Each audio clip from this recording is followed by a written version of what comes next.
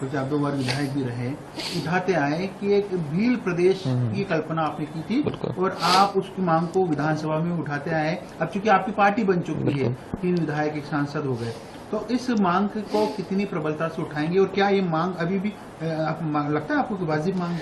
देखो, बिल्कुल वाजिब मांग है। इस मांग की हिस्ट्री में जाना पड़ेगा। मैं हर साथियों से चर्चा में यही कर रहा हूं कि मांग कब से उठी, क्यों उठी। इस मांग पे जब भी हम चर्चा करते हैं तो 2 चीजों पे 2 सवाल बनते हैं कि ये मांग कब से उठी, क्यों उठी।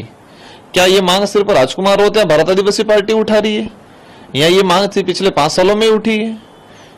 ये मांग बहुत पहले से उठती आ रही है, आजादी से पहले उठी, आजादी के बाद भी कई लीडरों ने उठाई। क्या ये मांग सिर्फ राजस्थान अकेले से नहीं उठ रही, ये मांग मध्य प्रदेश से भी उठ रही है, ये मांग गुजरात से भी उठ रही है। क्यों उठ रही है? इसलिए उठ रही है कि ये ऐतिहासिक पृष्ठभूमि में जाते हैं तो गोविंद गुरु महाराज का जो आंदोलन हुआ था मानगढ़, जिसमें 1500 आदिवासी मारे गए थे, तो उस आंदोलन के दौरान ही अंग्रेजी शासन व्यवस्था में ही वहां के आदिवासियों ने अलग से बिल प्रांत की डिमांड की थी और उसी वजह से वहां आंदोलन हुआ और गोलियां बरसी और 1500 आदिवासी शहीद हुए। तो शहीदों का त्याग जो दिया है उसका परिणाम आज तक नहीं मिला आजाद भारत में भी।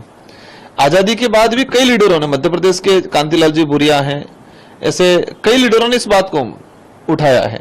तो ये वाजिब मांग है। वाजिब इसलिए है कि मध्य प्रदेश, गुजरात और राजस्थान और महाराष्ट्र का कुछ हिस्सा, वहां ट्राइबल इलाका, बाहुल्य क्षेत्र है, सबका कल्चर एक है, सबकी बोली भाषा एक है, सभी भौगोलिक स्ट्रक्चर सेम है।